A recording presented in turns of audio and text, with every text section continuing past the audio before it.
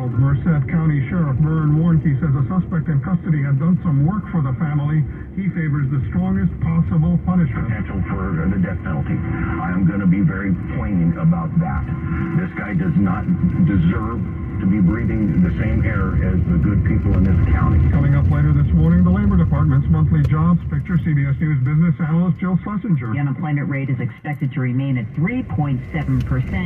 That's 0.2 of a percentage point above the pre-pandemic 50-year low of 3.5%. There are some signs that the job market could be slowing down. The number of job openings plunged from 11.2 million to 10.1 million. It was the largest one-month drop since the start of the pandemic. On the Health Watch, major U.S. airports this week will begin screening all travelers from the East African nation of Uganda for Ebola. Health officials are concerned because there is no vaccine for the strain of the virus spreading in that country. Correspondent Jerika Duncan. In the Middle East, the U.S. military has staged 2 separate raids in Syria. This is CBS News. If you need to hire, you need Indeed. Their end-to-end hiring system helps you attract, interview, and hire candidates all in the same place. Visit Indeed.com/credit. Are you seeing the telomeres here? Come here, look at the scope. Dr.